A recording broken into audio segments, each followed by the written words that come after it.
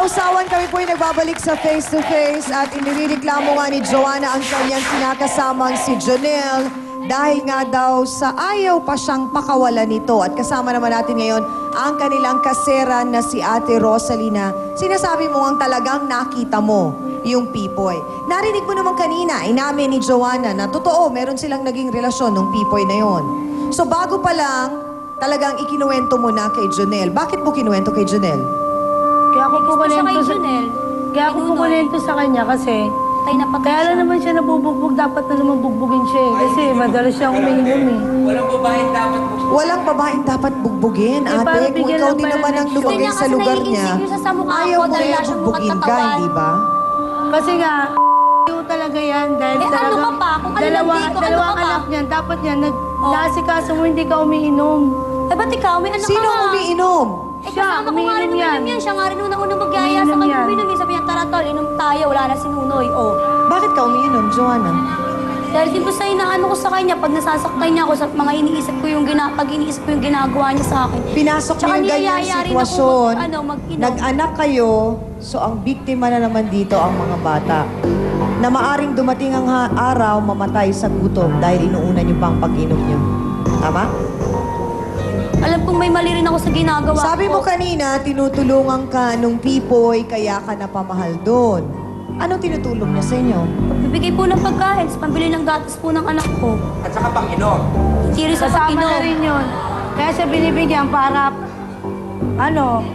tara, total, may pang-sahin ka naman na, may pang-gatas ka, inom tayo. Yun, doon na. Saan? Siyempre, Baka ikaw ang paglasing maglayay niya. Ang galing mo naman ayun na. maglayay. Bakit mo alam yun lahat, Rosalie? Eh kasi nakikita ko po, sinasabihan ko rin siya, Joanna. May asawa ka na ba? Opo, May anak ka na? meron. Iba-ibang tatay.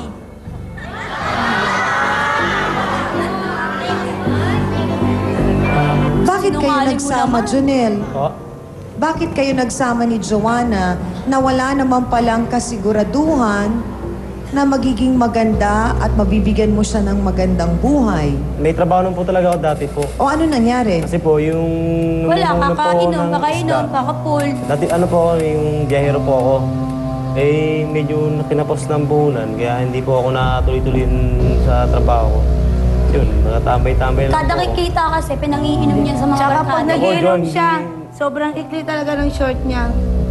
Grabe ka ikli. Init ka Kaya naman pag sa legs kalasing, ko, makinis. Ay, tapos legs ko, yung wala kang nakaano pa siya, ipapakatas legs mo. paglasing na siya, wala na siya sa...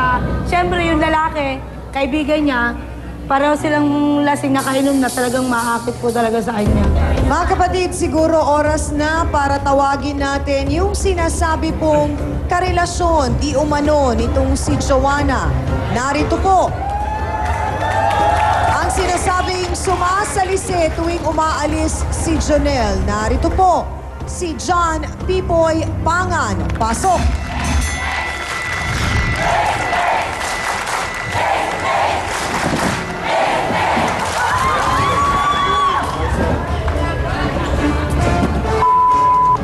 Bumuro ka na sa akin, ha? Ayos ka. Ang na to, ha? Yes lang yan. Pipoy, ang gusto kong malaman, bakit ikaw pa ang galit at matapang? Naawa ko din sa pinagagawa niya kay Joan. Sinusundo ka lang ng asawa mo. Inugulpi mo pa. Bakit? Ginugulpe. Nakikita mo. Nakikita ko. Pero gaano katotoong may relasyon kayo ni Joanna?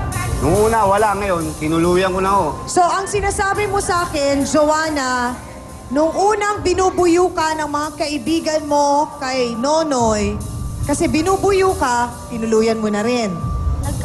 Nagka-develop ang kayo. Tapos, nung ngayong gumagawa ng chismis, si Rosalie, tungkol sa relasyon ninyo ni Pipoy, tinuluyan mo na rin kasi sinasabi. So, Oh, wala ganun namang lang ang ginagawa. panuntunan mo sa buhay. Hindi, pero pare, ba't Gusto ganun? nyo Tatanungin rin. mo pa ako?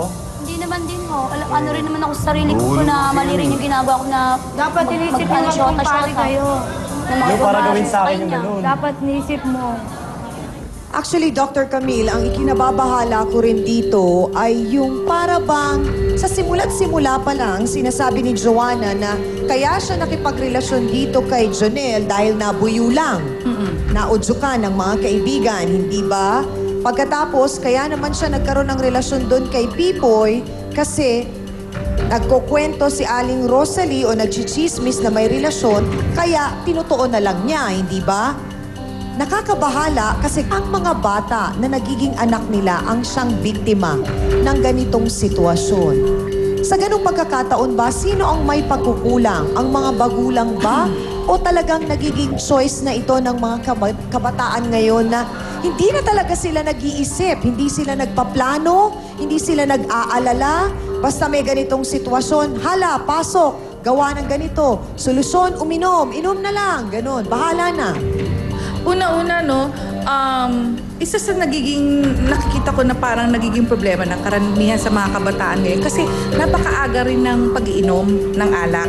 At isa sa nagiging problema pag umiinom ay ang epekto ng alak, which is depression.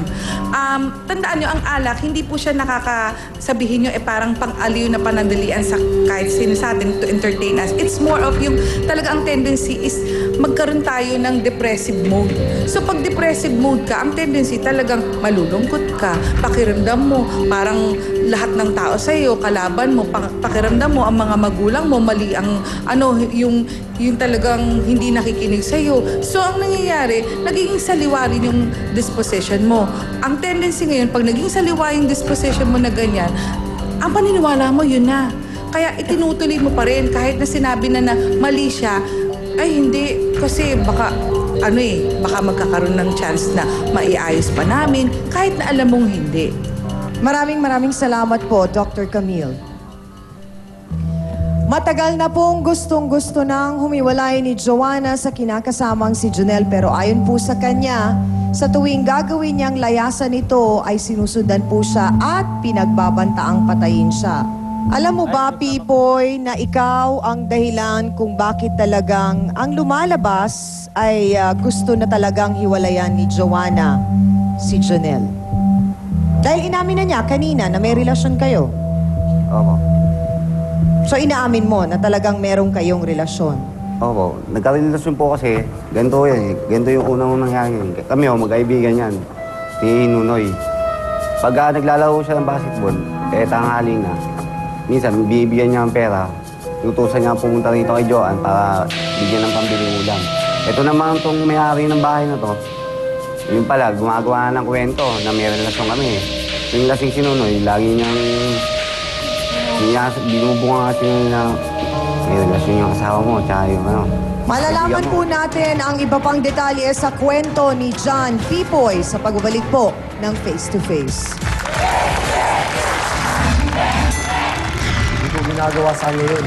Hindi pala, kaya pala kitang-kita ko. Gumagawa ka Nakakarap tayo magkakainuman eh. Ano kami, bulag? Sira pala ulo nito eh. Oo, sira. Sira pala ang ginagawa mo sa akin dito. Noong una may pag-iinom mo sa pamilya mo. Ha? Sira ulo pala eh. Sandali lang! Miss Ami Perez would like to thank the following: Dr. Steve Martin.